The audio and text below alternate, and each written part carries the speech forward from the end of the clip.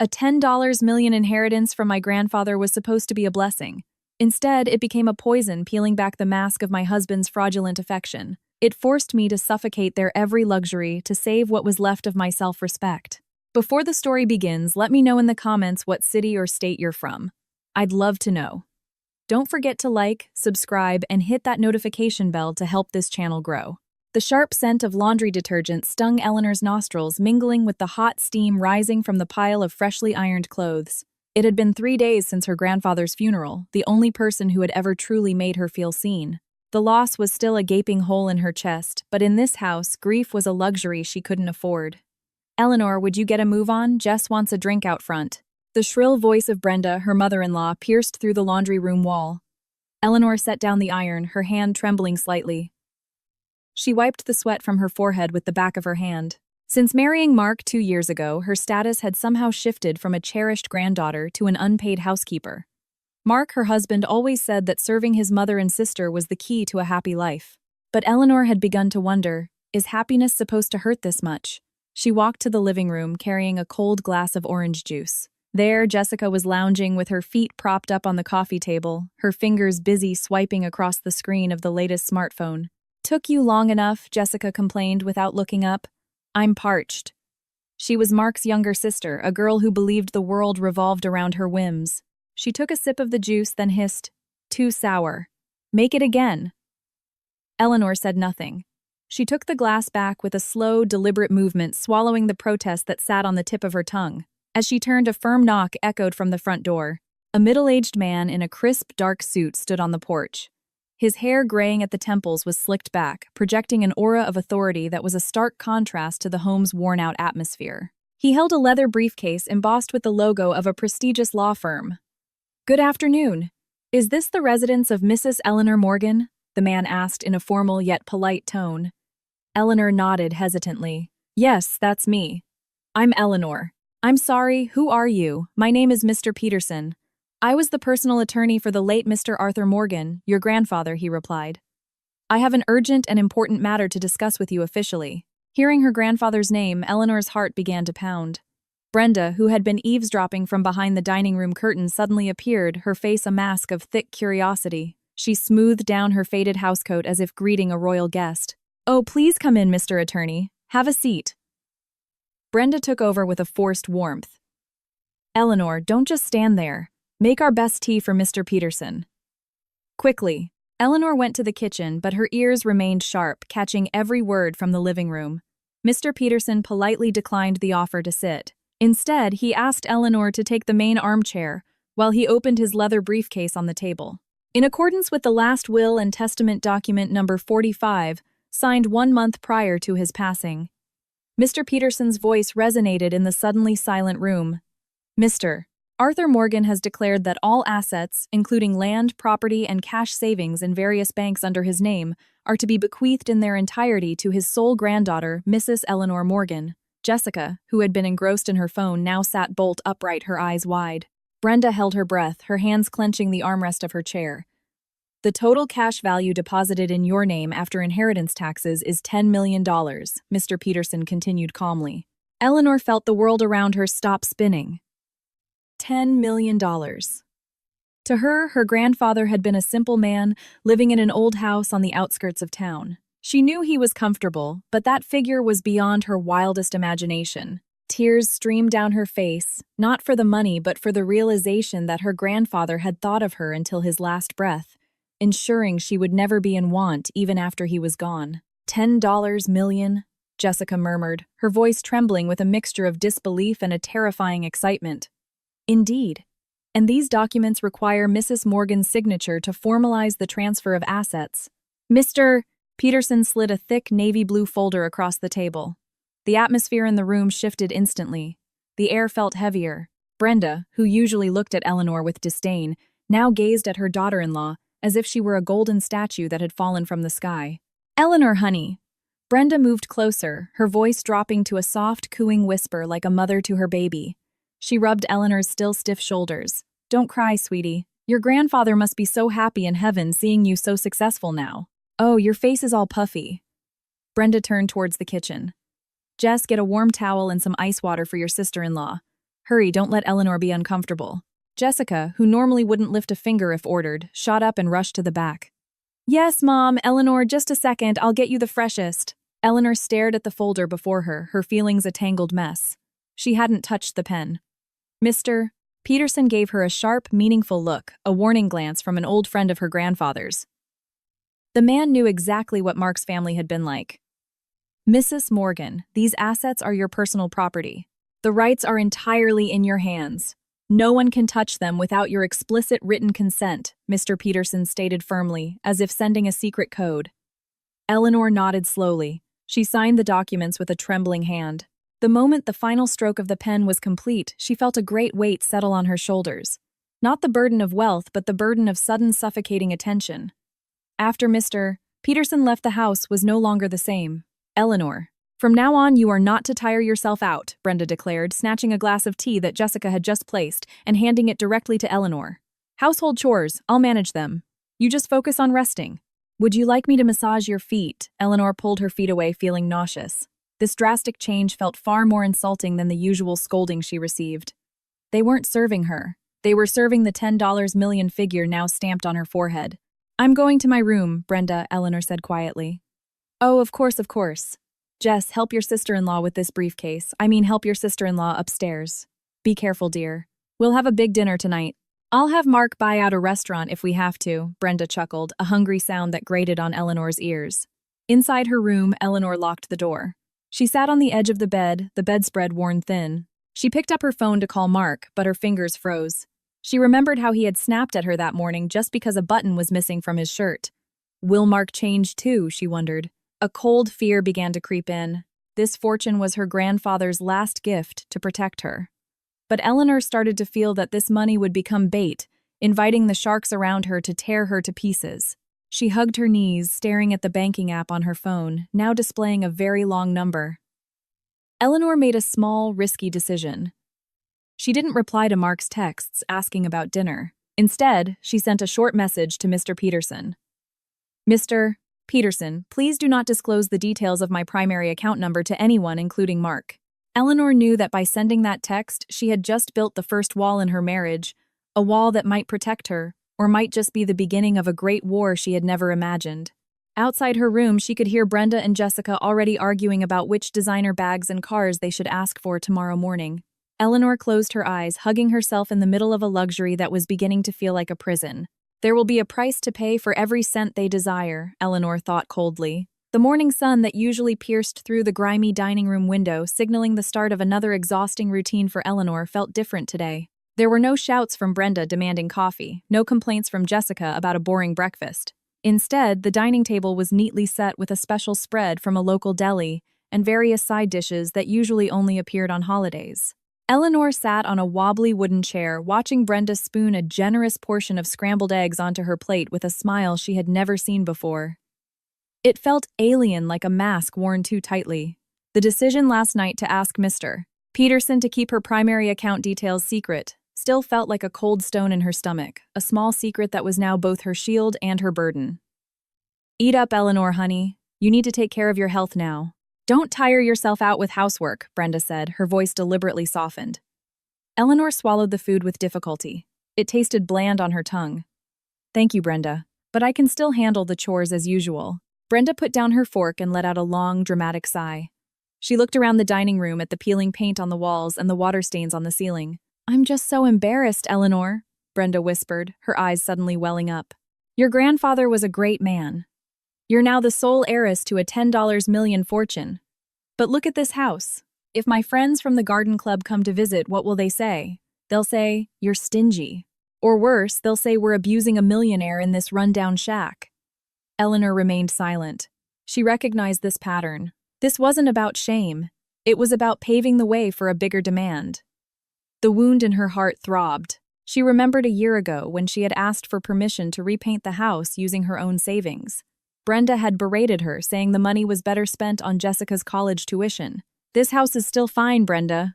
Mark and I are used to it, Eleanor replied quietly, trying to hold her ground. Just then, the front door opened.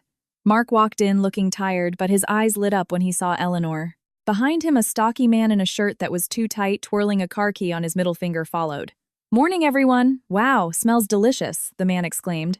It was Kyle Mark's close friend from school. Kyle was known as an impromptu consultant to anyone who came into money, and his presence here this early was no coincidence. Kyle immediately took a seat next to Mark, looking at Eleanor as if assessing a valuable commodity. Congratulations, Eleanor. $10 million is no small change. Invested in the right property, it could double in value. Eleanor just nodded politely, but her mind screamed with alarm. Kyle's presence was a signal that Mark had already started making plans. Eleanor Mark reached for his wife's hand across the table, squeezing it gently. On the way here, Kyle and I drove past Oakwood Estates. There's a new luxury house there just finished. It has everything, a swimming pool, a large garden for Mom to relax in her old age. Mark looked at Eleanor with the pleading eyes that usually made her melt. I'm not asking for myself, honey. I just want to honor my mother. You know how much she's sacrificed for us taking care of the house when we were struggling. What's wrong with giving her a decent place to live, fitting for your new status? It's not our status, Mark. It's inheritance money from my grandfather for me, Eleanor corrected in a flat tone. The sentence slipped out, freezing the atmosphere at the table. Brenda gasped. Her face turned red for a moment before she put on a hurt expression. Oh, so that's how it is. I'm a stranger now. I'm just a nobody, Eleanor. Just an old woman living off your charity. That's not what she meant, Mom. Mark cut in quickly, then shot Eleanor a sharp look. Honey, don't talk like that. You've hurt Mom's feelings. That $10 million won't run out on just one house. Don't let money turn you into someone who forgets to be grateful to her own family. The word grateful hit Eleanor's chest like a sledgehammer. For 2 years of marriage, she had handed over her entire salary, tended to their every need without complaint, and even buried her dream of going back to school to help Mark's family financially. Now that she had her own fortune, she was still considered to be in their debt. Kyle cleared his throat, trying to break the tension.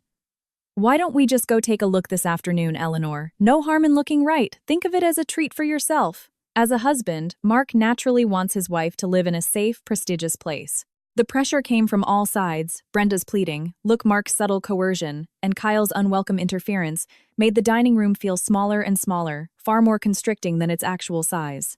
Eleanor felt the oxygen thinning around her. If she refused now, this house would become a living hell for her. If she agreed, she knew it was just the beginning of the erosion of her fortune. Eleanor took a deep breath. All right, we'll go look this afternoon, but I'm not promising to buy it right now. Brenda's face lit up instantly. Jessica, who had been listening from behind her bedroom door, immediately came out and hugged Eleanor from behind. You're the best, Eleanor. I can already imagine us having a huge walk-in closet there. Eleanor gently removed Jessica's arms. The feeling of nausea returned.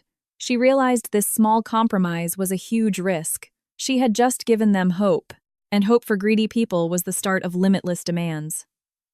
That afternoon, as they prepared to leave, Eleanor quietly slipped into the bathroom. She took out her phone and sent another message to Mr. Peterson. Mr. Peterson, could you please run a financial background check on Kyle Mark's friend, and please prepare a draft for a separate property agreement for any real estate I might purchase in the future. Don't tell Mark about this. Eleanor looked at her reflection in the mirror. Her face looked tired, but her eyes were starting to acquire a cold glint. She realized that to survive in this house, she could no longer just be the obedient daughter-in-law. She had to start playing a game behind the scenes just as they were doing to her. When she came out, Mark was waiting for her by their old car with a wide grin. Come on, honey. Today we start a new chapter. Eleanor smiled faintly, a smile that didn't reach her eyes. That's right, Mark. A new chapter, but probably not in the book you're imagining, she thought as she stepped into the car heading towards the luxurious trap that had been set for her. The night after the visit to the luxury house in Oakwood Estates, Eleanor couldn't sleep. The image of Brenda's greedy smile and the glint in Mark's eyes as he pictured his private study in their potential new home haunted her. A suffocating feeling lingered, a premonition that the lavish walls would soon become a golden cage imprisoning her freedom. Eleanor felt less like a wife or a human being and more like a walking ATM for this family. The next morning, Eleanor sat at her vanity searching for a backup credit card in the small drawer where she kept important documents. The card was linked to her personal savings, not the inheritance account, and she needed it for an administrative fee, Mr. Peterson had requested for asset verification. The drawer was empty. Eleanor frowned, checking again under a pile of fabric. Nothing. Her phone vibrated on the table.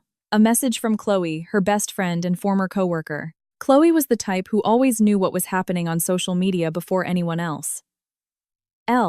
Did you seriously buy Jessica a designer bag?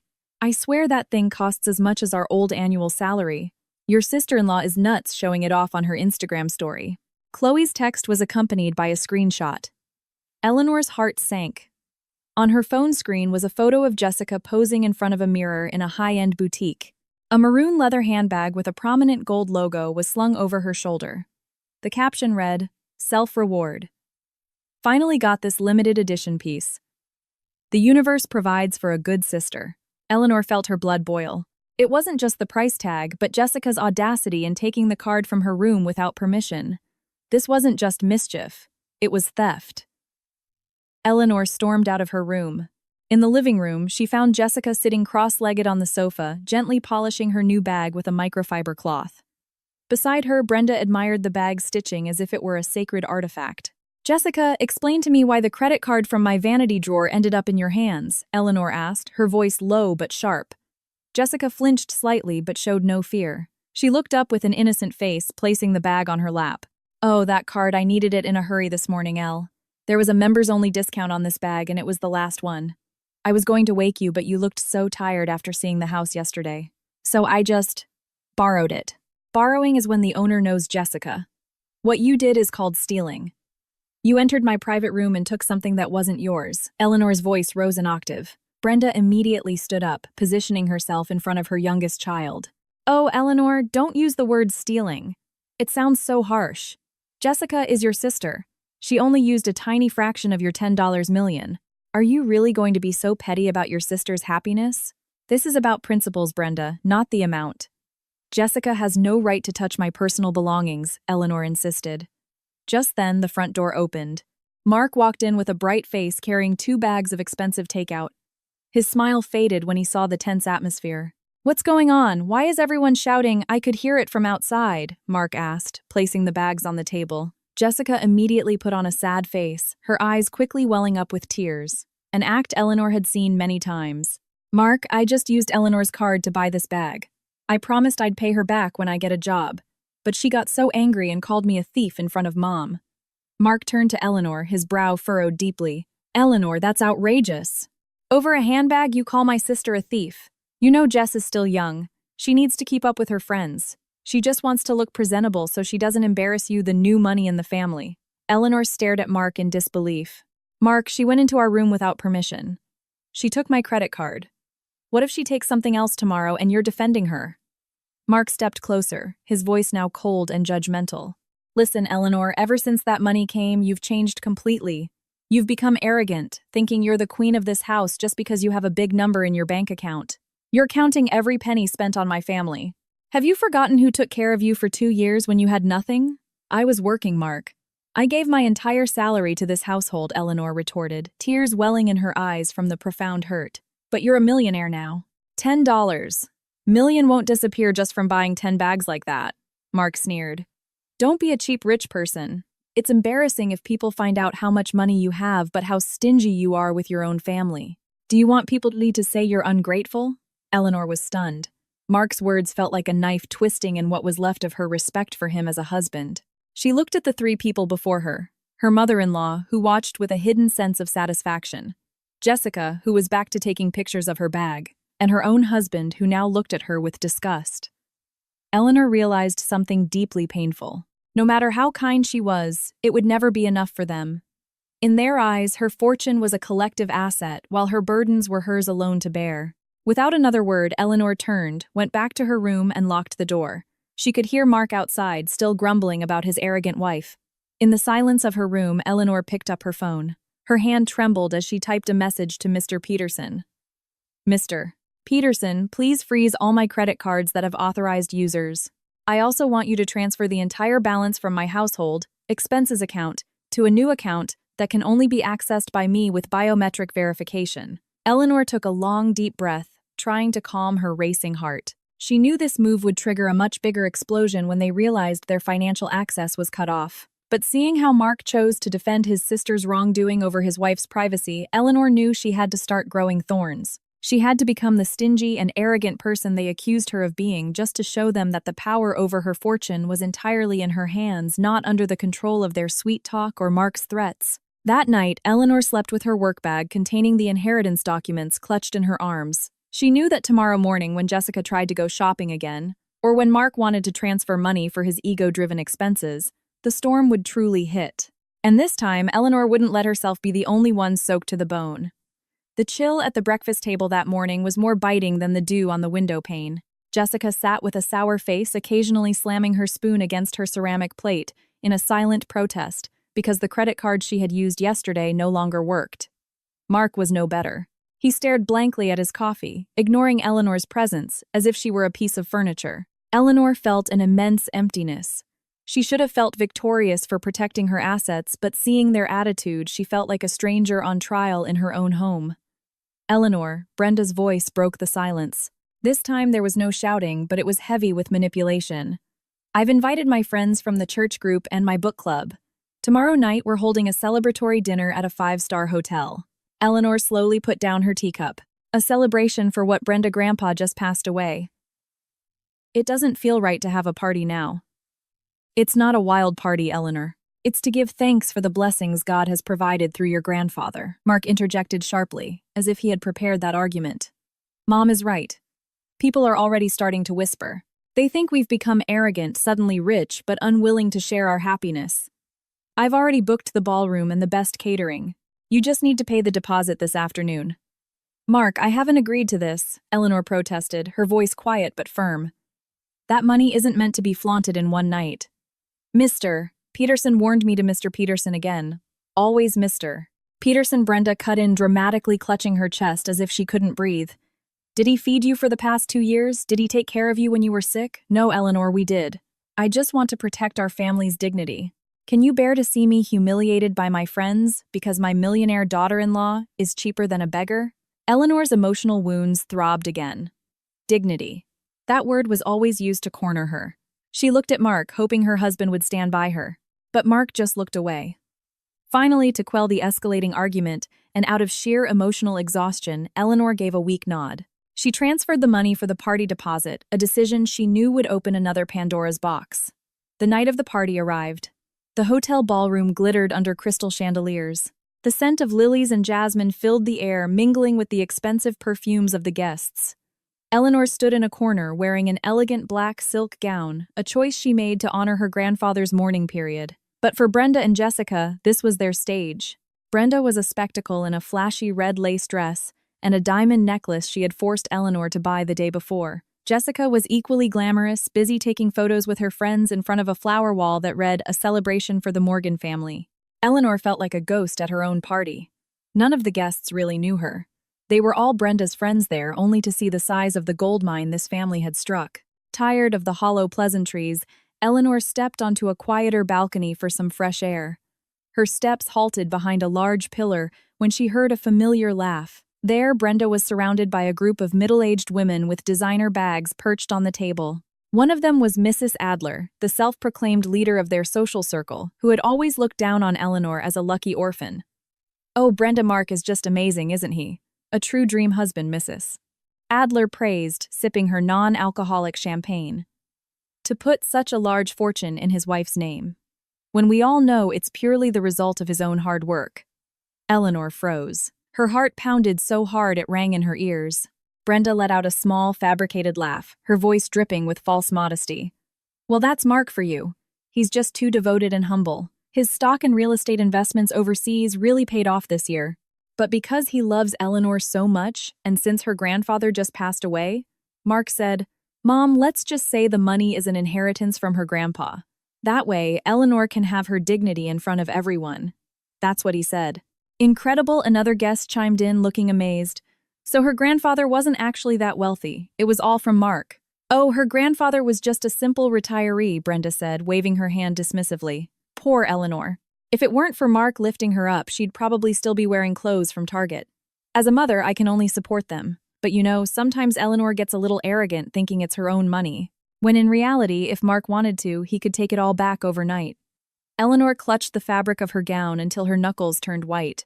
A wave of nausea churned in her stomach. This lie was so systematic, so cruel. They weren't just after her money. They were trying to erase her grandfather's existence and strip her of her identity as the rightful heir. They wanted to turn her into a puppet forever indebted to them. She glanced over and saw Mark standing not far away chatting with Mrs. Adler's husband. Mark had heard everything. He had heard his mother bragging and insulting his wife and her deceased grandfather. Yet Mark just smiled faintly and nodded as if endorsing the false narrative for the sake of his fragile male ego. Eleanor backed away, slowly slipping back into the dimness of the ballroom before anyone noticed. Her chest felt tight as if all the oxygen in the lavish room had been sucked out by their greed. All this time, she had stayed silent, trying to be patient, hoping they would come to their senses.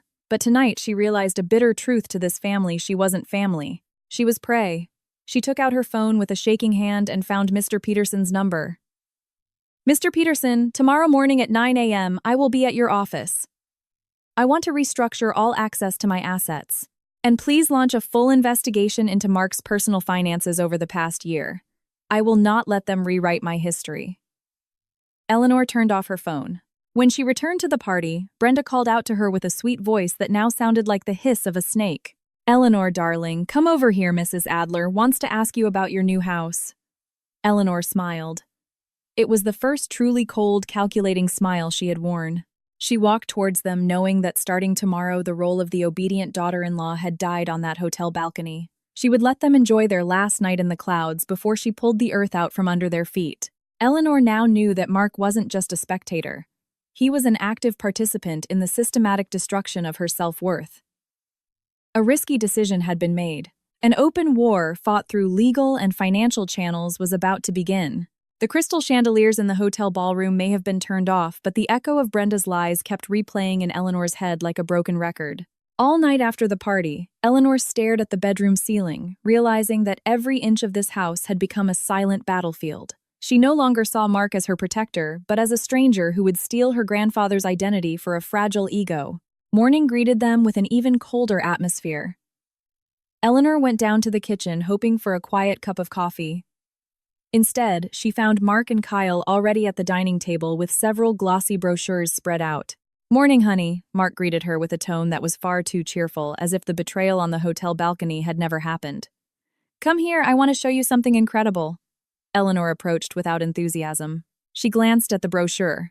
A fiery red European sports car with aerodynamic curves screamed expensive.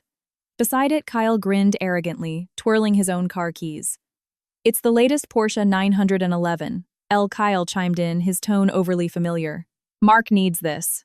The business contacts I introduced him to yesterday pay a lot of attention to what you drive.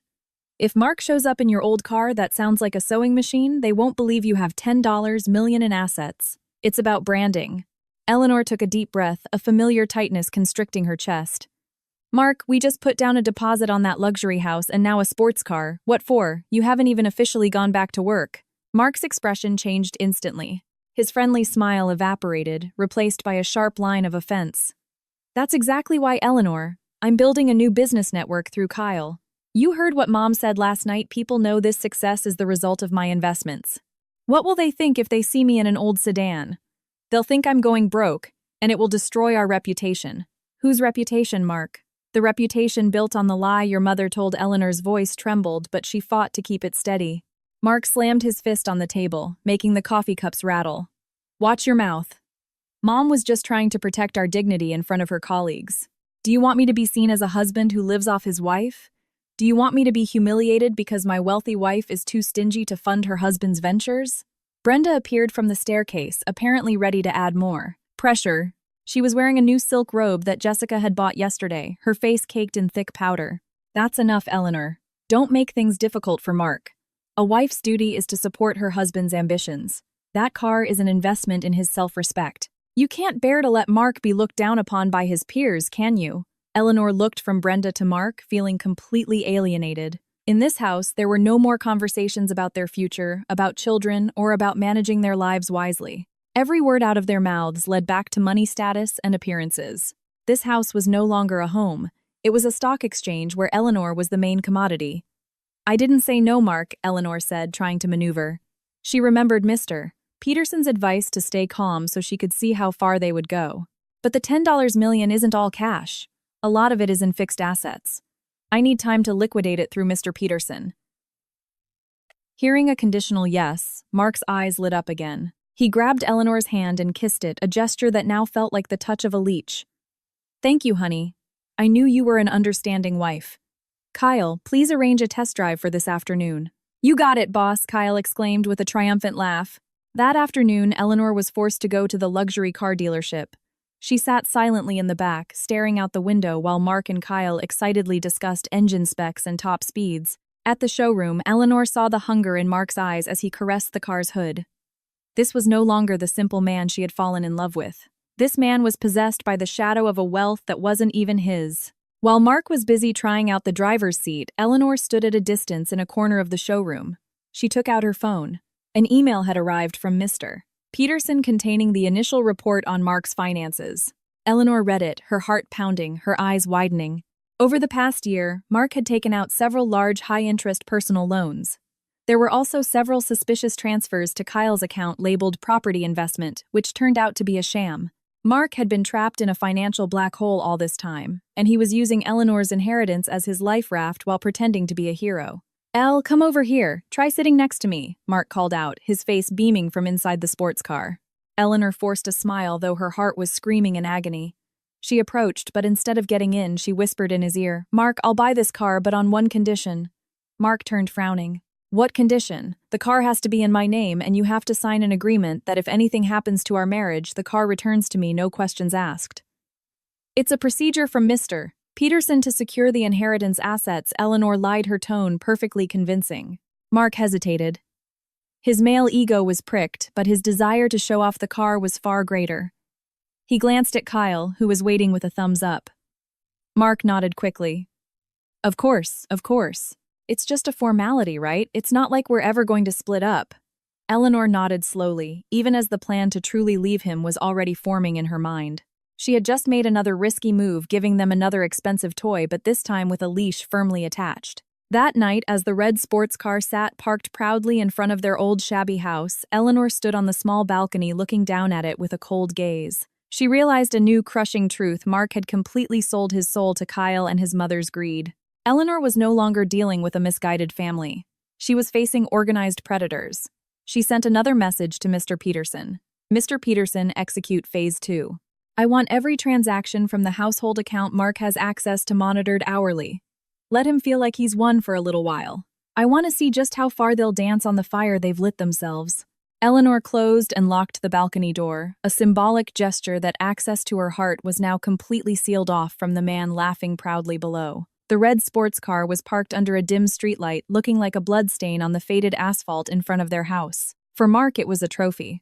For Eleanor, it was a monument to betrayal purchased with a bitter taste in her mouth. Every time she looked at that car, she felt as if a part of her grandfather's soul had been turned into a piece of roaring, arrogant metal. That night, Eleanor sat at her small desk trying to focus on the asset report Mr. Peterson had sent. Her concentration was broken when her phone vibrated violently. Chloe's name flashed on the screen. "Elle, are you asleep?" Chloe's voice was frantic and furious. Chloe wasn't just a friend. She was a witness to Eleanor's entire journey, and hated injustice more than anything. "No, Chloe, what's wrong? I'm sending you something. Look at it now. I'm at a company event at the Sky Lounge downtown, and I just saw something that made me want to puke." Eleanor opened Chloe's message. A short video and several photos appeared. In the dim blue-lit ambiance of a lavish bar, Mark was sitting on a velvet sofa with Kyle. Bottles of expensive liquor lined their table. Mark was laughing loudly, holding a cigar, while Kyle had his arm around him, whispering something. The next photo showed Mark handing a card, the supplementary card Eleanor had given him for emergencies, to a waiter with the air of a king. "He just swiped for almost $2,000, Elle. I heard the waiter talking. He was telling everyone at his table that he just landed a huge deal." "What deal, Elle?" "The deal to fleece his own wife." Chloe's voice rose in anger. Eleanor turned off her phone. A chill spread from her fingertips to her chest. $2,000 in one night just to show off to his friends. Meanwhile, a year ago, Mark had asked her to scrimp on groceries so they could pay an overdue electricity bill. Eleanor didn't cry. Her tears had seemingly dried up since the party on the hotel balcony. She walked to the living room, turned off all the lights except for a single floor lamp in the corner, and waited. At 2 a.m., the roar of the sports car's engine shattered the neighborhood's silence. The front door creaked open, bringing with it the sharp scent of alcohol and cologne. Mark stumbled in, whistling a cheerful tune. When he saw Eleanor sitting in the darkness, he jumped. Geez, Eleanor, you scared me. Why are you still up? Eleanor stood, placing her phone, still displaying the photo of Mark at the bar on the table. $2,000, Mark. For what? Mark froze. His bloodshot eyes darted from the phone to Eleanor's face. His smile vanished, replaced by a rigid, defensive scowl. Oh, so now you're spying on me. You hired someone to follow your own husband. I don't need to hire anyone. The world is a small place, Mark, and your foolishness is much bigger. You said the car was for business, but you're just using it to get drunk with Kyle. Mark scoffed, throwing his jacket carelessly onto the sofa. It's part of the networking, Eleanor. You know nothing about the business world. Do you think you get million-dollar deals by sitting politely in an office? I have to entertain important people. Important people? You mean Kyle and your parasitic friends? Eleanor stepped forward, her voice trembling with restrained emotion. That's Grandpa's inheritance, Mark. That money is for our future, not to be burned in one night at a bar. Suddenly, Mark turned and punched the wall next to Eleanor. The thud made her flinch. He stared at her with a look of pure hatred she had never seen before. Grandpa's inheritance! Grandpa's inheritance! Mark screamed in her face. Ever since that money came, you haven't stopped insulting me with those words. What do you think I am? I am your husband, Eleanor. I am the head of this household. The head of the household doesn't steal his wife's credit card to party. Eleanor shot back bravely. I didn't steal. I took what's rightfully mine as a husband. Mark jabbed a finger at her chest. Do you know how humiliated I feel every time we have to see Mr. Peterson? How degraded I am when I have to ask your permission to use money that, according to Mom, is really the result of this family's prayers and support. You no longer respect my dignity as a man, Eleanor. You're arrogant. You think because you have $10 million, you can walk all over me. Eleanor was stunned. Mark's gaslighting was flawless. He was twisting reality, trying to make her feel guilty for the wealth that was legally hers. I never walked all over you, Mark. You're the one who threw your own dignity onto the floor of that bar, she said, her voice hoarse. Enough, Mark yelled. If you're going to keep counting every penny like this, then maybe we should be done. I don't need a wife who treats her husband like a beggar. You can hoard your money until you die and see if you're happy alone.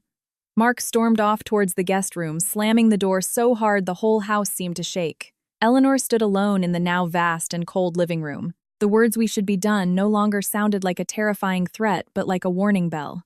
She realized Mark would never change as long as Kyle and Brenda were there to justify his ego. She walked to the kitchen and poured a glass of cold water to calm her heart.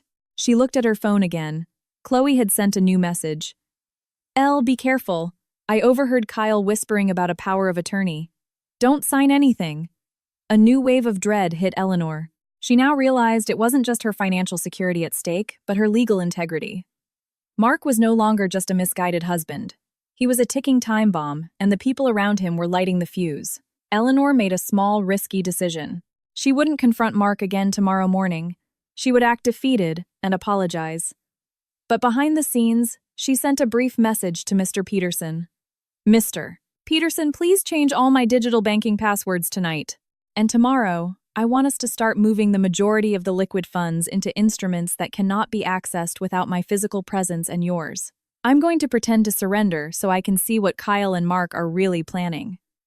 Eleanor closed her eyes tightly. She was starting a charade within her own marriage, a dangerous game that might shatter her heart but would ultimately save her life.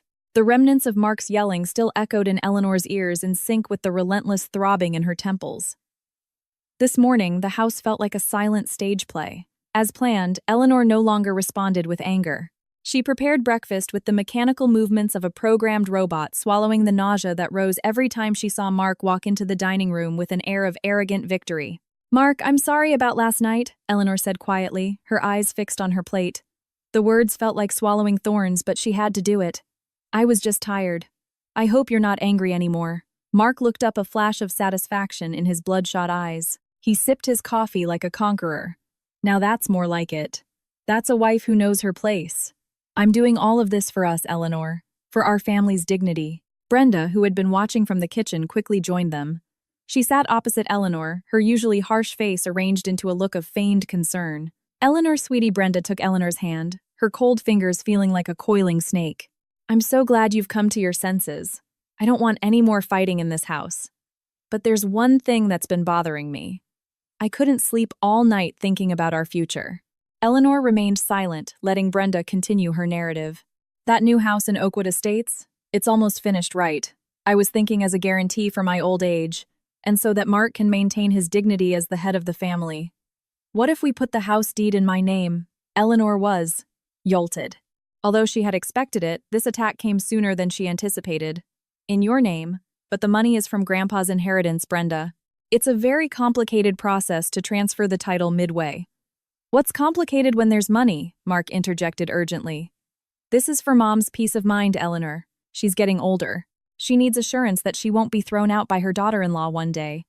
Think of it as proof of your devotion. If you refuse, it just proves what people say is true. This money has turned you into an ungrateful child. The pressure was suffocating, squeezing Eleanor's chest until she could barely breathe. They were no longer just asking for amenities. They were demanding ownership. They wanted to strip away her foundation of security, piece by piece. That afternoon, Eleanor asked for permission to go out for a while, claiming she had some administrative matters to attend to. She arranged a secret meeting with Mr. Peterson at a small cafe far from their usual routes. As soon as Eleanor sat down, Mr. Peterson slid a yellow folder towards her. Mrs. Morgan, I must be frank. Mr. Peterson's voice was low and cautious. I'm detecting some very unhealthy maneuvers from your husband's side. A few days ago, someone claiming to be Mr. Morgan's assistant contacted my office to inquire about the procedure for transferring asset ownership without the legal owner's presence. Eleanor's heart dropped. They tried to do it behind my back, Mr. Peterson. Mr. Peterson nodded gravely. Fortunately, your grandfather protected this inheritance with very strict clauses, but the psychological pressure they are putting on you is their sharpest weapon. I must warn you, Mrs. Morgan, do not sign any documents. Don't be fooled by excuses about old age security, devotion, or anything else. If that deed is transferred to Brenda, you legally lose all control over that property forever, and I fear that would only be their first step in draining everything else. Eleanor clutched her purse. They're pressuring me relentlessly, sir. Mark even threatened to divorce me if I keep counting pennies. Mr. Peterson looked at Eleanor with a fatherly gaze. Emotional pain is difficult, but poverty at the hands of people who don't value you will be far more painful. If Mark truly loved you, he wouldn't make your fortune a condition for your marriage. Hold on, Mrs. Morgan. Let's use the time we have to secure the rest. When Eleanor returned home that evening, the atmosphere was even more tense. Sitting at the living room table was a stranger in glasses with a black briefcase. Beside him, Brenda and Mark waited with unreadable expressions. Eleanor. Perfect timing. Mark stood and pulled Eleanor to a chair. This is Mr. Evans. He's here to help us with the paperwork for the Oakwood house transfer. Mom has the documents ready. You just need to sign a few things. Eleanor stared at the stack of papers before her. Her hands were cold. She could feel Brenda's sharp gaze like a hawk, ready to snatch its prey. Jessica even emerged from her room, smirking as if watching an entertaining show. Come on, Elle, let's get this over with. Mom is dying to start ordering furniture for her room there, Jessica urged shamelessly. Eleanor remembered Mr. Peterson's warning. She also remembered Mark spending $2,000 at a bar in a single night. If she signed this, she wouldn't just be betraying her grandfather's trust. She would be handing them the rope to hang herself. I'm sorry, Mark, but I need time to read all of this, Eleanor said, her voice as calm as she could manage. Mr. Peterson said there are some clauses about inheritance tax that need to be synchronized to avoid legal issues later. Brenda's face immediately soured. What tax? You're just stalling, aren't you? You have no sincere intention of being a devoted daughter-in-law. Mark stood up, his face flushing with anger. Eleanor, Mr. Evans came all this way. Don't embarrass me again. Sign it. Now. Eleanor closed her eyes for a moment. She felt like she was on the edge of a cliff with Mark and his family ready to push her off. The conflict raged within her, the fear of her marriage collapsing versus the strengthening instinct for survival. I'll take these to my room to review tonight. I'll give you my answer in the morning. Eleanor stood and snatched the documents before Mark could react. Eleanor, don't you dare leave this room, Mark shouted. Eleanor didn't look back. She went into her room, locked the door, and leaned against it, her body shaking violently. She had just made a very risky move, openly defying them in front of the outsider they had brought in. She knew there would be no peaceful sleep tonight. She picked up her phone and saw a new message from Chloe. Elle, I heard Mark just borrowed more money from Kyle using the new house that's supposedly going to be his mom's as collateral. Be careful, they're desperate. Eleanor stared blankly at the documents in her hand. A new wave of dread hit her. She wasn't just defending her inheritance anymore. She was in the middle of a fraud conspiracy involving her own husband. Her small decision to take the documents to her room had set off alarm bells for Mark and his family. The Cold War was over. Now the real confrontation was about to begin. That night, Eleanor's bedroom door felt as if it would collapse under the furious pounding from outside. She had just managed to close her eyes after hours of studying the asset transfer documents she had hidden under her pillow. She shot up, her heart racing, anticipating Mark's delayed rage. But it wasn't a demand for a signature she heard. It was Brenda's hysterical sobs. Eleanor opened the door. "It's Jessica. Eleanor. Jessica's been in an accident." The voice was broken, filled with genuine fear. Eleanor immediately unlocked the door. Brenda was pale, while Mark stood ready with car keys in hand, his face tense with panic. "What happened?" Brenda Eleanor asked, her sleepiness vanishing instantly. "Jessica, she hit someone on the highway. Her car is totaled and the victim is in critical condition. They've taken her to the police station." Mark grabbed Eleanor's arm, pulling her roughly. "Hurry, you have to come. We need money for bail and the victim's hospital bills." Now, in the midst of the chaos, Eleanor's eyes fell on the empty key hook by the front door. The red sports car, the one she had bought in her name, which Mark claimed was for business, was gone from the garage. Jessica had taken it without permission, piercing the cold night with an ego as big as the sky, and ended it in tragedy. The police station felt tense and stuffy, the air thick with the smell of smoke and sweat. In a corner, Jessica sat hunched over, sobbing, her makeup streaked. But when she saw Eleanor, her expression changed. It wasn't remorse that flashed in her eyes, but a blazing anger. "This is all your fault." Jessica suddenly shrieked, pointing a finger at Eleanor in front of the officers. "If you weren't so stingy, if you gave me a decent allowance, I wouldn't have been so stressed out and needed to take the car to blow off steam." Eleanor was frozen to the spot, her tongue suddenly leaden. She turned to Mark, hoping her husband would defend the truth that Jessica had stolen the car keys from Eleanor's purse. But Mark looked at her with an even sharper, more judgmental gaze. "Jessica's right," Eleanor Mark said, his voice low but pressing. "You've been putting too much pressure on her. You flaunt your inheritance, but let my sister feel like a beggar in her own home. She's stressed because she has to watch you act all high and mighty with your bank account every day. This accident is a result of the emotional damage you've caused." Brenda grabbed Eleanor's hand, squeezing it so hard her nails dug into Eleanor's skin. "You hear that, Eleanor? My daughter is in trouble because of your pettiness. Now stop talking. Pay for the victim's hospital bills and post bail so Jessica can come home tonight. This is your responsibility." Eleanor felt a massive blow to her gut. How could a criminal act and sheer recklessness be twisted to become her fault? Their emotional logic was completely dead, replaced by a horrifying collective narcissism. They didn't care about the victim fighting for their life. They only cared about Jessica's comfort and Eleanor's wallet. In the midst of the turmoil, Mr. Peterson appeared. Eleanor had contacted him secretly via text on the way there. The older man's presence was like an oasis in the desert for Eleanor's faltering spirit. "Mrs. Morgan, stay calm," Mr. Peterson whispered, as they stepped away from Mark's family. "I've checked the initial report. This was purely Jessica's negligence. She doesn't have the proper license for that vehicle, and witnesses say she was driving at high speed while on her phone. But they're blaming me, sir. They say I'm the one who made her stressed," Eleanor said, her voice trembling. "Mr. Peterson looked at Mark's family with a cold expression. "That is emotional manipulation, Mrs. Morgan. Do not let them shift their moral burden onto your shoulders. If you pay for everything now, without any legal assurance, they will take it as an admission of your guilt. They will continue to use this pattern every time they make a mistake." Eleanor took a deep breath. She glanced over and saw Brenda trying to sweet-talk a police officer, mentioning that her daughter-in-law was a wealthy woman who could pay any amount. A wave of disgust washed over her. She remembered her grandfather, who had always taught her about responsibility. He had given her this inheritance to protect her, not to fuel the arrogance and crimes of others. Eleanor walked over to Mark and Brenda, her face no longer downcast. "I will pay the victim's hospital bills until they are fully recovered," she said in a flat tone. "That is my humanitarian duty to the victim." Jessica began to smile smugly, but the smile vanished as Eleanor continued. "But as for Jessica's legal troubles, I will not spend a single cent on bail or bribes. Jessica is an adult. She needs to learn to face the consequences of her actions for stealing my car and injuring another person.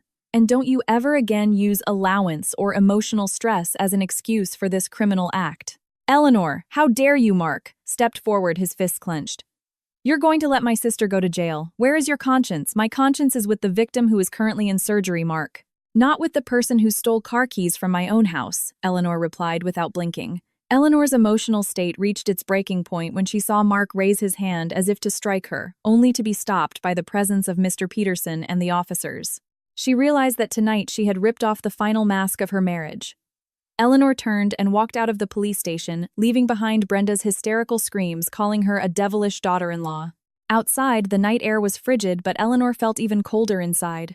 She had made a monumental decision. She would hire the best lawyer for the victim, not for Jessica. She got into the cab Mr. Peterson had ordered. Inside, she sent a message to Chloe. Chloe, find out who the victim's family is. I need their information, as soon as possible. I'm going to take care of them personally without involving Mark. Eleanor's decision to side with the victim and let Jessica face the law was the riskiest step she had ever taken. She knew that after tonight, that house would no longer be safe for her. Mark and his mother would launch a more vicious counterattack. But for the first time since receiving the inheritance, Eleanor felt her self-respect beginning to breathe again, even as she braced for a much bigger storm in her own home. The atmosphere in the house inherited from Mark's parents now felt like a stuffy interrogation room. Dust motes dancing in the lamplight seemed to bear silent witness to the ever-widening rift. Since the incident at the police station, there had been no conversation. Brenda had locked herself in her room, her sobs occasionally amplified to ensure Eleanor felt guilty for letting Jessica languish in a holding cell.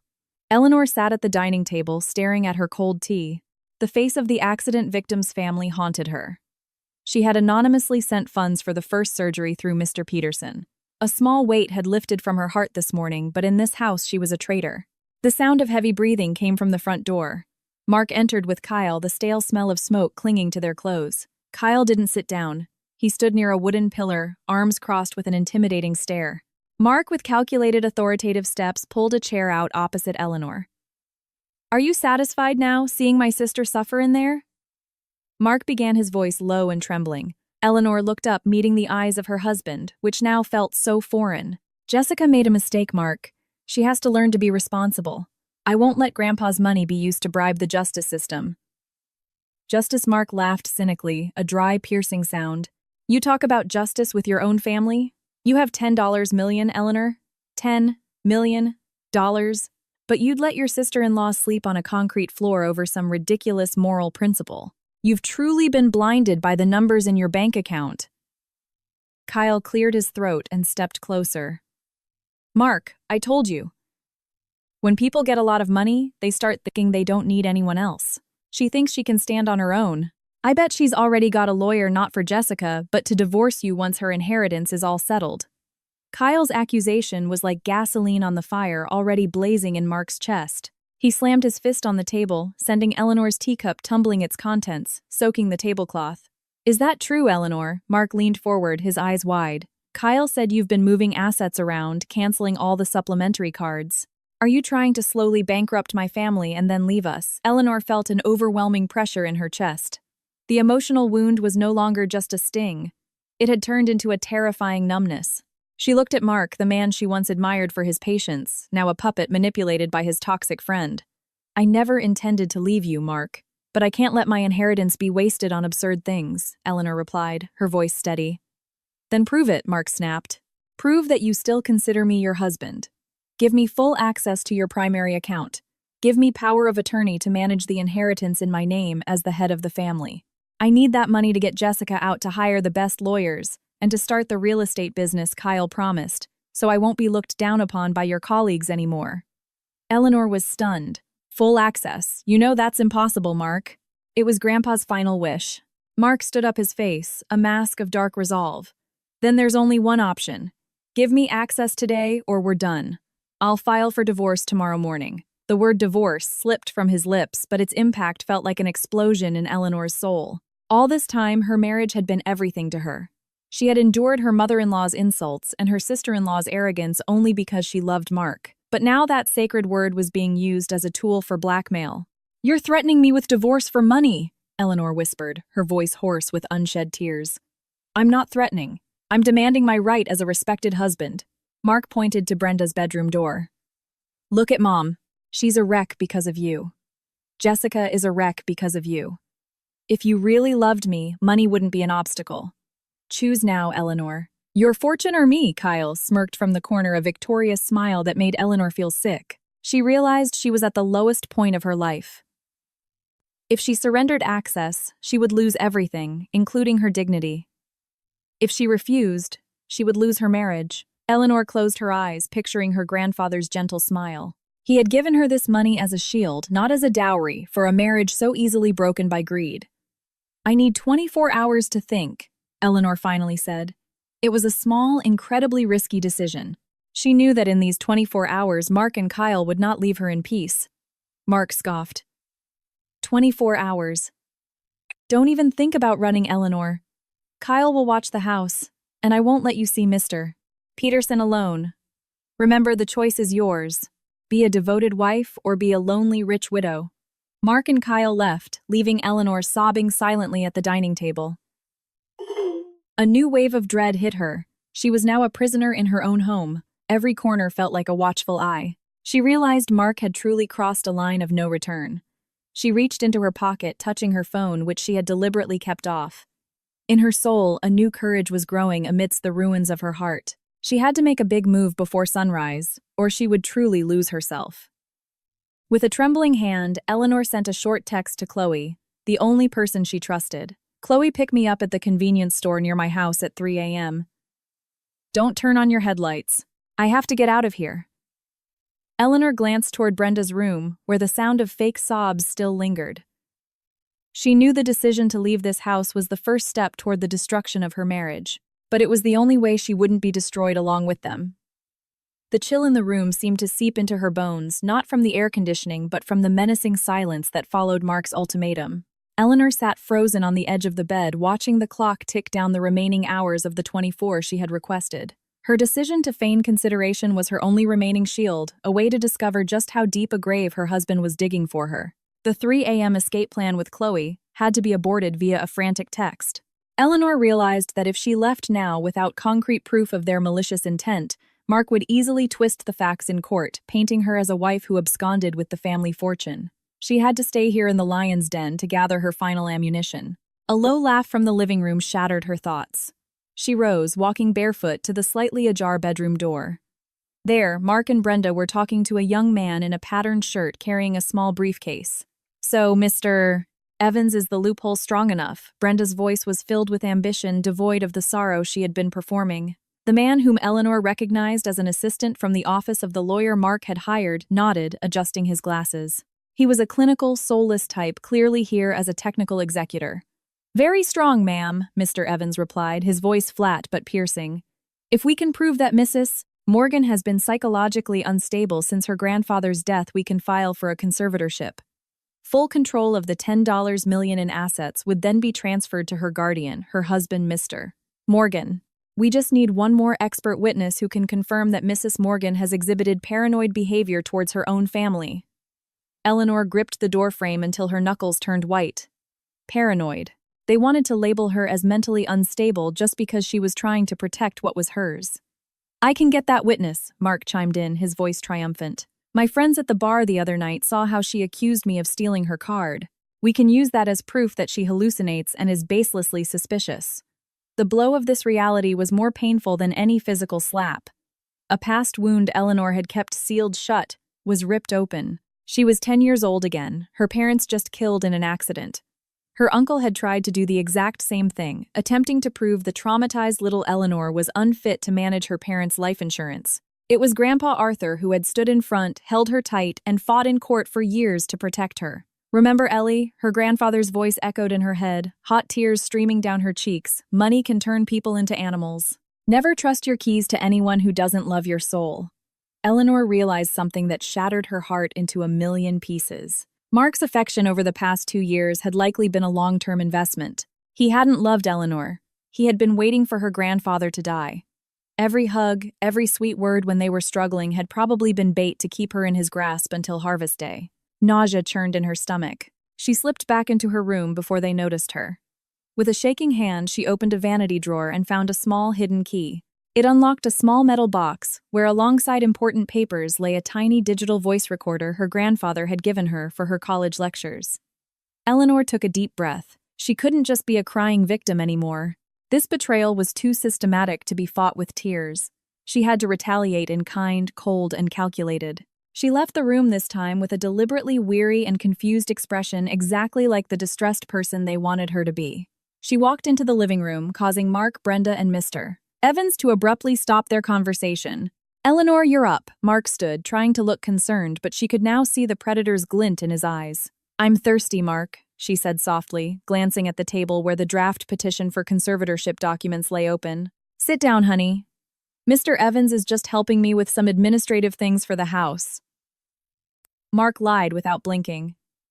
"You look so pale. Do you need a doctor? I have a friend, a great psychiatrist who could help you feel calmer." Eleanor looked at Mark, swallowing the bile rising in her throat. "Maybe, Mark. Maybe I do need help. My mind has been so scattered since Grandpa passed." Brenda smiled widely, a smile like a gaping wound. "See, I told you.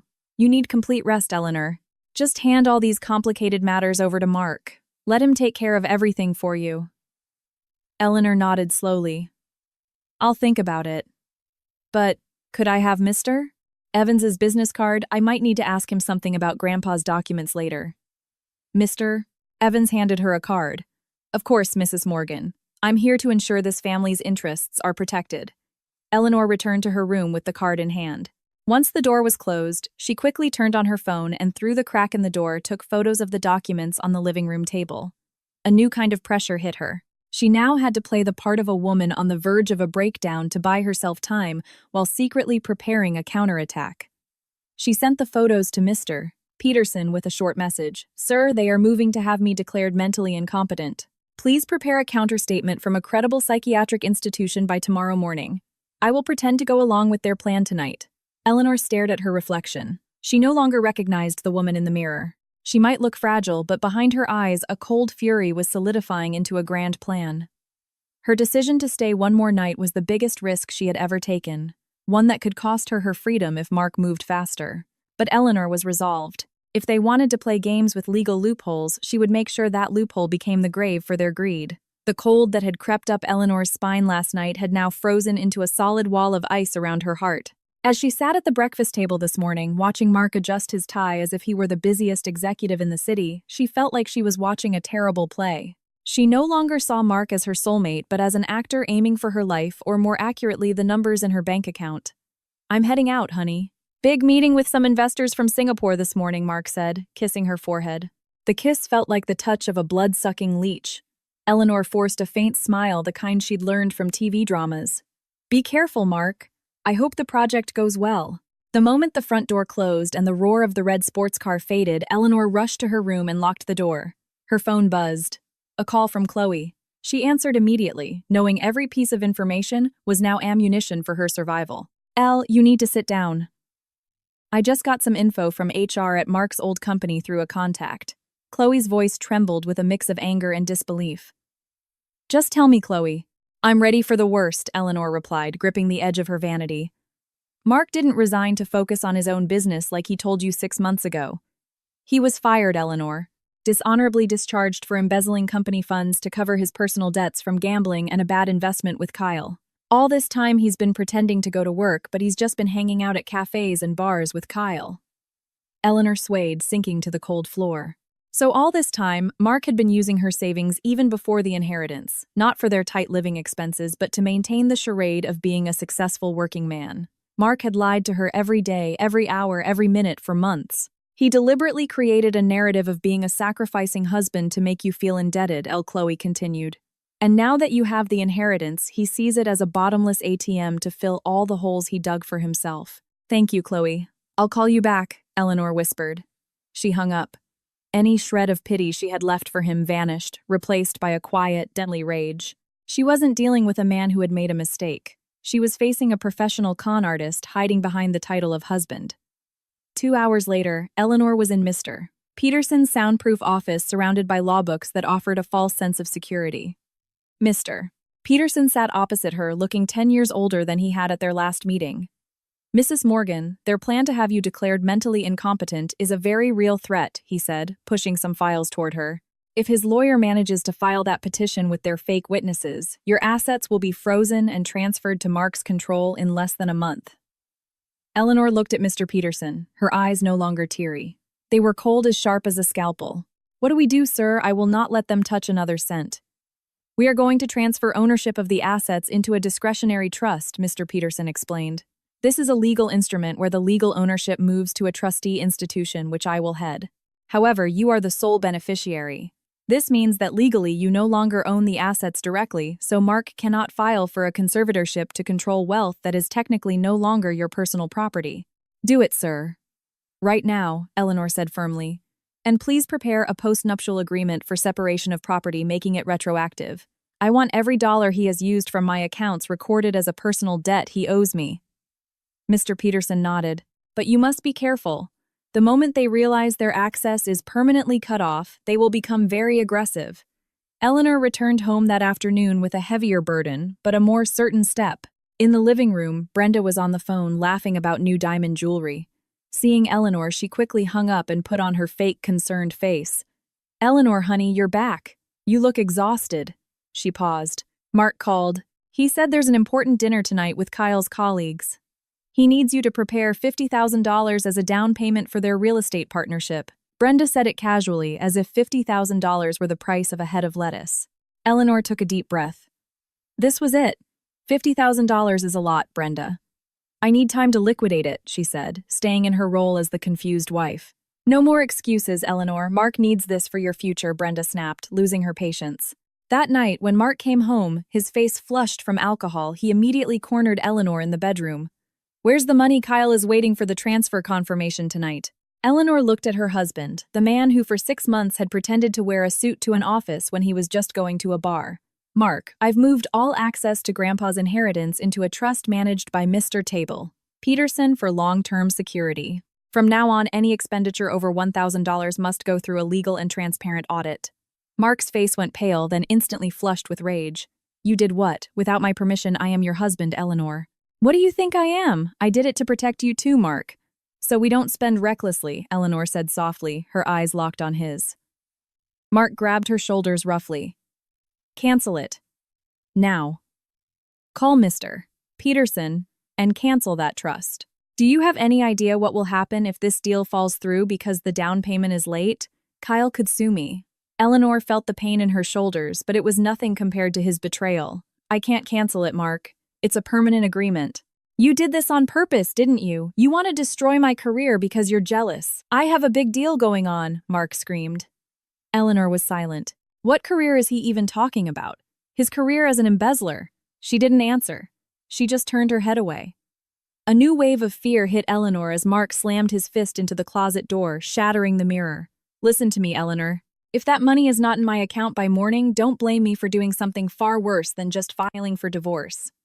I will make sure everyone knows you are an insane wife who tortures her own husband. Mark stormed out of the room, leaving Eleanor amidst the broken glass. She bent down and picked up a small shard. She had just drawn a line of war that could not be undrawn. Her decision to lock down the fortune had driven Mark and his family to the brink of insanity. Eleanor made a small, very risky decision. She picked up Mark's phone, which he had left on the vanity in his rage.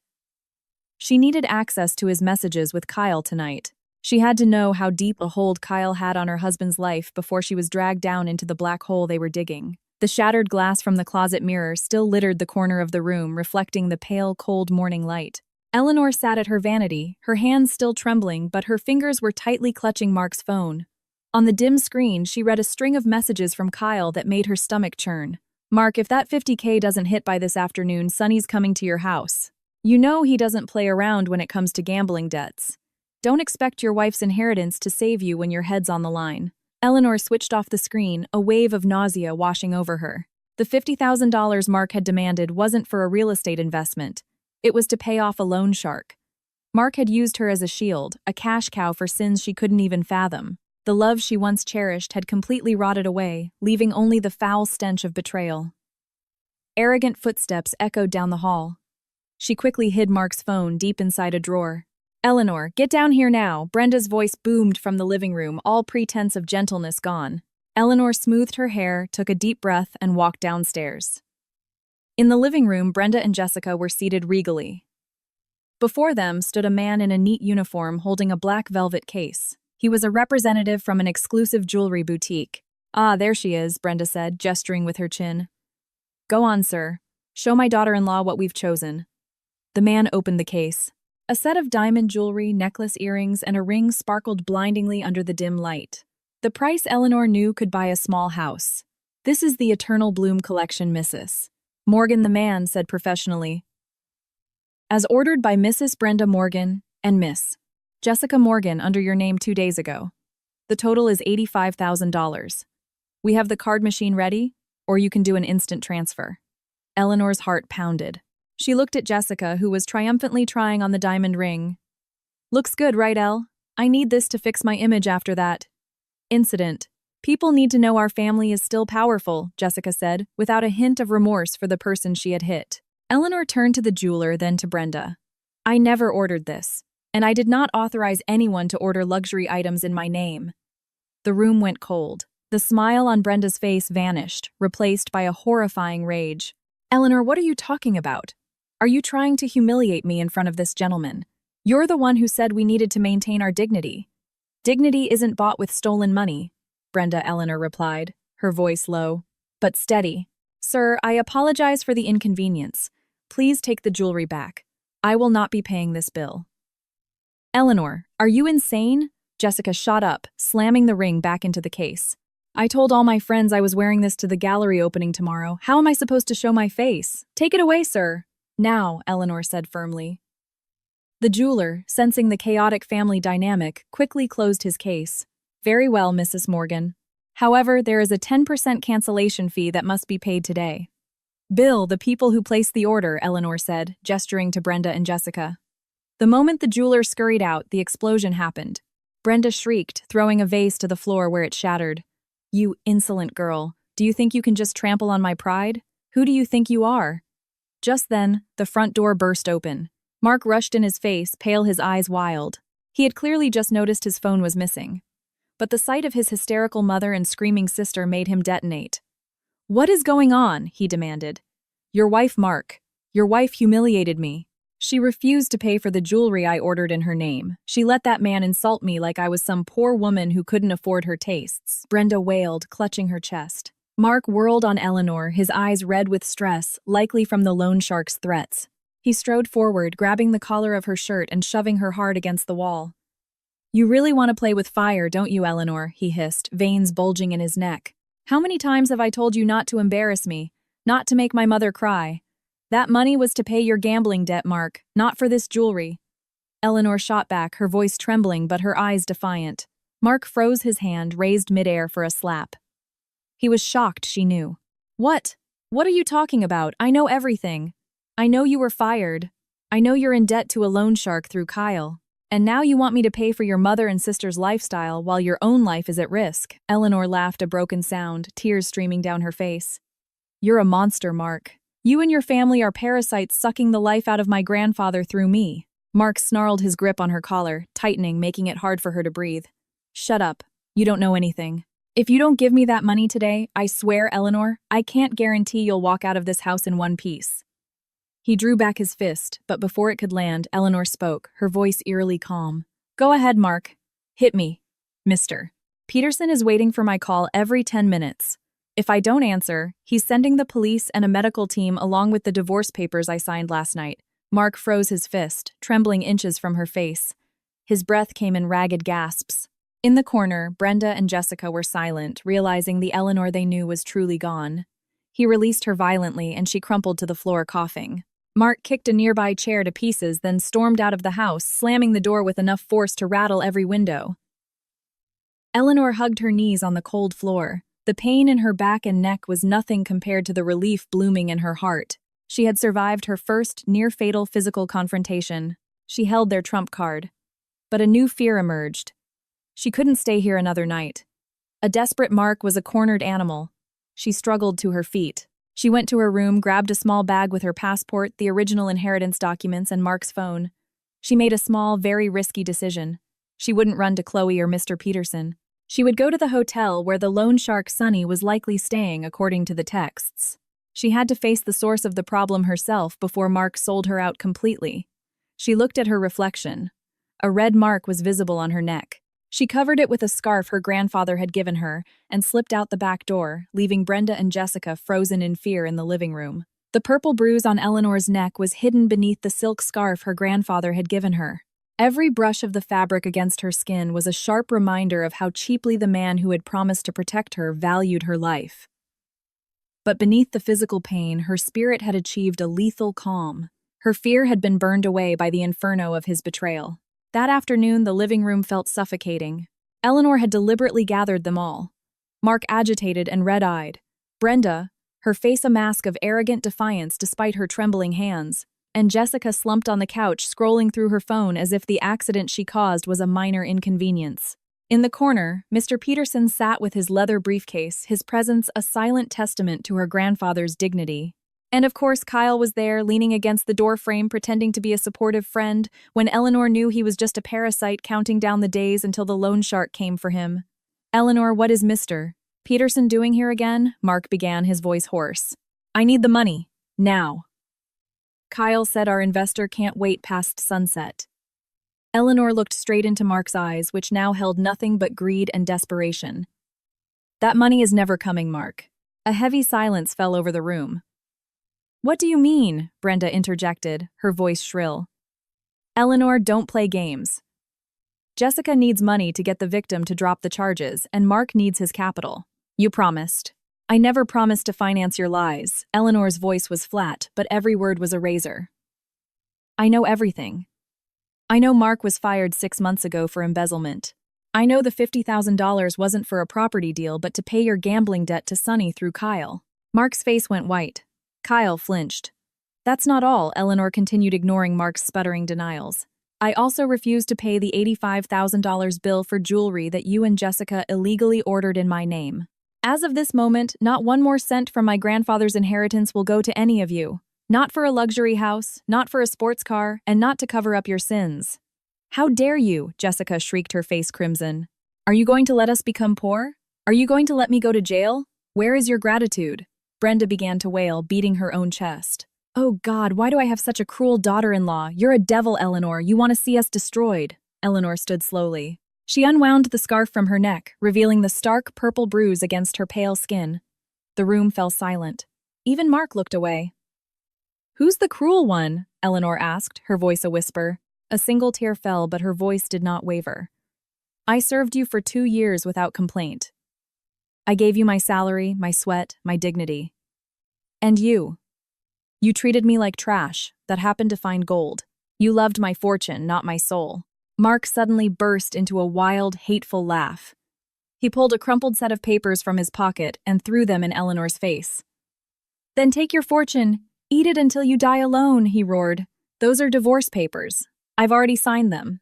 I refuse to have an arrogant, stingy wife like you. After we're divorced, I'll make sure everyone knows how rotten you are. I'll sue for my share of all the assets you bought during our marriage." Mark felt he had won. He thought the threat of divorce was the ace that would make Eleanor beg. But instead, Eleanor smiled a bitter, triumphant smile. She glanced at Mr. Peterson, who produced a blue folder from his briefcase. "I'm sorry, Mr. Morgan." Mr. Peterson's voice was calm but authoritative. "Mrs. Morgan officially filed for divorce 2 days ago, immediately after you attempted to physically assault her. And based on the clauses in Miss Arthur Morgan's will and the additional prenuptial agreement you signed when you accepted the sports car, all inherited assets are considered separate property and are not subject to division." Eleanor stepped toward Mark, who now looked like a shattered statue. "You're too late, Mark," she whispered. "Did you think I was still that weak? I was quiet, not because I was stupid. I was quiet because I was sharpening the sword to cut you all off. Now take your divorce papers. I'll see you in court and I'll make sure you walk away with nothing but your own debts." Kyle, realizing the situation had spiraled, tried to slip out the door. "Mr. Kyle, don't be in such a hurry," Mr. Peterson said. "Our legal team has already reported the suspicious fund transfers from Mr. Morgan's account to yours on suspicion of investment fraud. The police may be on their way to your residence as we speak." Kyle froze. Brenda collapsed onto the floor, sobbing silently. Jessica could only stare in horror. Mark looked at Eleanor with empty eyes, realizing the woman he thought was a puppet had just destroyed his entire world with a single cold glance. "Get out of this house," Eleanor said, her voice, leaving no room for argument. "Now." Mark let out a scream of frustration, sweeping everything off the dining table before stumbling out, followed by his mother and sister who looked like displaced refugees. Eleanor stood in the middle of the wrecked living room. Mr. Peterson approached and patted her shoulder gently. "You did very well, Eleanor." She nodded, but her heart was still heavy. She had won the battle, but she knew this was just the beginning of their true downfall. A new fear gripped her. She was alone in a house full of bad memories, and she knew a desperate Mark indebted to a loan shark wouldn't go quietly. She made a small, risky decision. She asked Mr. Peterson to leave, letting her be alone. She wanted to feel the silence, even though she knew that somewhere out there Mark might be plotting something far more dangerous than divorce papers. She clutched the phone she'd taken from him, waiting for one last text from Sonny that might determine who would be alive tomorrow. The silence that followed the storm in the living room was more painful than Mark's screams. Eleanor stood amidst the wreckage, her neck bare the bruise, a stark testament to the cheap price of loyalty in her husband's family. A cold relief washed over her, but it was hollow. Her 2-year marriage had been nothing but a long con. "Mrs. Morgan, are you sure you want to do this now?" Mr. Peterson's voice broke the quiet. He stood by the window, watching the cars retreat from the property. Eleanor took a deep breath, a sharp pain in her chest that wasn't physical. "Do it, sir. Cut all the strings. I want to see who they really are, without my grandfather's money." It was an execution. Eleanor opened her banking app, and with a few taps blocked all supplementary credit cards held by Mark, Brenda, and Jessica. She also messengered the asset management team to repossess all financed amenities. In a lavish downtown restaurant, Brenda sat surrounded by her socialite friends. Beside her, Jessica was ordering more caviar and Wagyu beef. "Don't be shy, ladies. This is a small celebration for Mark's successful real estate venture," Brenda announced, proudly fresh from telling a fabricated story about the new house. Suddenly, the restaurant manager approached their table, his face a stiff professional mask. "I apologize for the interruption," he said quietly. "We've just attempted to process the deposit for your additional orders, but the credit card in Mrs. Eleanor Morgan's name has been declined. It appears to be blocked." Brenda's laughter died. "What? That's ridiculous. Run it again." "It has an unlimited limit. We've tried 3 times, madam," the manager said, holding out a device, showing the word "blocked" in red. "We also just received instructions from the account owner's legal representative that all third-party use has been permanently revoked." The table went silent. Brenda's friends began to whisper, their gazes turning sharp and contemptuous. "Then what about the bill for this lunch, which has already reached $5,000? The manager asked, his voice now firm. "If it cannot be paid, I'm afraid we'll have to ask you to leave and involve security." Brenda trembled. She fumbled in her purse, but every card she owned was tied to the same blocked source. The humiliation was swift and brutal. In front of the very friends she so desperately wanted to impress, Brenda was being thrown out like a beggar. Meanwhile, Mark was leaving an office building fuming. He headed for his red sports car but stopped short. 2 large men were chaining the wheels and slapping a repossession sticker on the windshield. "What the hell is this? This is my car," he shouted. One of the men showed him official paperwork. "Sorry, Mr. Morgan. We're from the leasing company. The vehicle is being repossessed on the instruction of the legal owner, Mrs. Eleanor Morgan, who has ceased all payments." Eleanor Mark growled, slamming his fist on the hood. He tried to call her, but his number was blocked. He was utterly stranded. Night fell. Eleanor sat on her balcony, watching the 2 security guards Mr. Peterson had hired patrol the gate. She had just received a report Brenda and Jessica had to take a rideshare home as their car was also repossessed. They couldn't get into the Oakwood Estates house because the locks had been changed. Eleanor felt victorious, but the victory tasted like ash. She had broken them, but she had also cornered a wounded animal. Mark's phone, still in her possession, vibrated. A new message from Sonny. "Mark, I know you're broke, but I know your wife has a fortune. If you can't pay me by morning, I'm coming to collect my collateral. And it's not a car or a house. It's your wife's head." Eleanor dropped the phone. She realized Mark, in a desperate bid to save his own skin, had probably told the loan shark everything. Her decision to cut them off had just accelerated Sonny's deadly hourglass. A new terror seized her. She was now trapped between her thirst for justice and the threat to her own life. Mark had no reason to protect her anymore. Eleanor stood staring into the darkness. She made one last incredibly risky decision. She wouldn't run. She would stay here alone. She wanted to see who would arrive first, Mark begging for mercy, or Sonny coming to collect. "I have nothing left to fear, Grandpa," she whispered into the night, her hand closing around a small key in her pocket, the key to a safe deposit box, the one secret she had told no one. In the distance, the roar of a motorcycle grew louder, heading for her house. The emotional confrontation was about to become terrifyingly real. The roar of the large motorcycle outside the gate died, leaving a silence that was far more terrifying. Eleanor stood behind the dark living room curtain, her fingers gripping the safe deposit box key in her pocket. This was no longer about money. It was about her life. Outside, Mark dismounted along with a burly man covered in tattoos. "Sonny, Eleanor, open the door. I know you're in there," Mark screamed, his voice broken by the desperation of a man with nothing left to lose but his wife. Eleanor didn't move. She took a deep breath, remembering her grandfather's words. "Never let fear make you hand your key to the wrong person."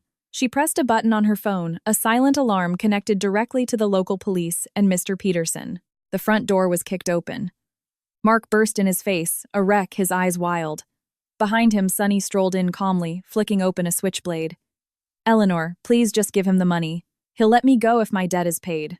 "You have $10 million, what's $500,000 to you?" Mark pleaded, nearly groveling. Eleanor stared at her husband with utter disgust. "You brought him here, Mark. You brought a loan shark into our home to threaten my life so you could pay for your sins." "I don't have time for your domestic drama," Sonny cut in his voice, a low growl. "Simple choice, lady. Pay your pathetic husband's debt or you're coming with me as collateral." Eleanor looked from Sonny to Mark. She didn't see a husband. She saw a coward willing to sell her soul to save his own worthless life.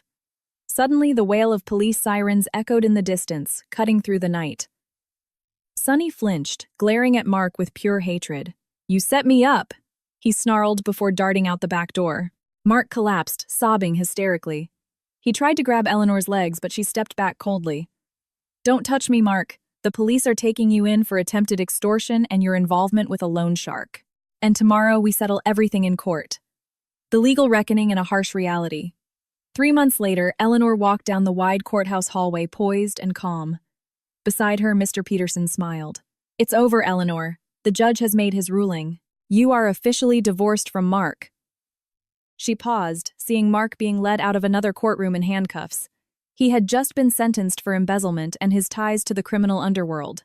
He was thin, disheveled, the light gone from his eyes.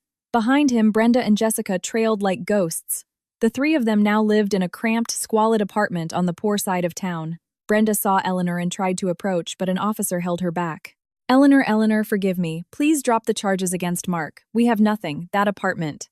It's so hot and small, I can't sleep." Eleanor looked at her former mother-in-law. Once those words would have made her feel guilty. Now she felt only emptiness. "You can't sleep because the apartment is small, Brenda? Or because you finally realize you threw away the only person who ever truly cared about you?" Brenda fell silent, tears streaming down her wrinkled face. Jessica just sobbed on her mother's shoulder. They had fallen into the pit of humiliation they had dug for themselves. "Goodbye," Eleanor said simply, and turned away without looking back. A new future. The Arthur Morgan Foundation. 1 month later, a building in the city center was adorned with fresh flowers. Engraved in gold letters above the entrance were the words, "The Arthur Morgan Foundation." Eleanor stood at a small podium facing reporters and guests. In the front row, Chloe beamed with pride, her eyes misty. "My grandfather's inheritance was never about the $10 million." Eleanor's voice was calm and confident. It was about a sacred trust to protect those without protection.